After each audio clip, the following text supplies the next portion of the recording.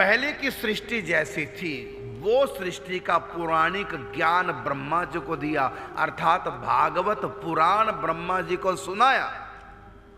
और कैसे सुनाया? 4 श्लोकों में। अब आप 4 श्लोकों को पढ़ेंगे तो उसमें जो लिखा वही आप अर्थ कर पाएंगे, लेकिन ब्रह्मा जी ने अर्थ कैसे किया? क्योंकि 4 श्लोक क्या है? ये भागवत जी के बीज मंत्र हैं। बीज में वट का बीज बिल्कुल छोटा सा होता है, लेकिन जब वो समय पा करके, अनुकूलता पा करके जब अंकुरित होगा, पल्वित होगा, पुष्पित होगा, फलित तो विशाल वृक्ष बन जाएगा। वही वृक्ष कभी एक बीज के अंदर था, अब वो विशाल वृक्ष बन गया।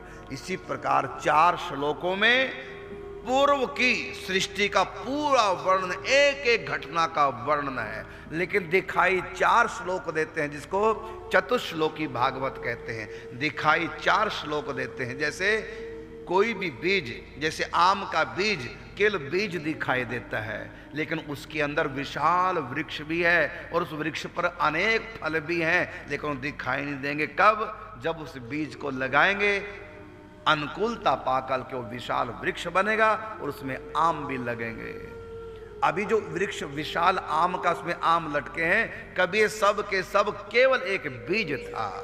इसी प्रकार पूर्व की सृष्टि में जो जो पुरानी घटना थी वो सारी घटना बीज के रूप में आ गई। उसका नाम हुआ चतुश्लोकी भागवत। और उस भागवत में, चतुश्लोकी भागवत में तो बस एक ही बात लिखी, क्या? कि सब कुछ भगवान है। बस ये उसका अर्थ है।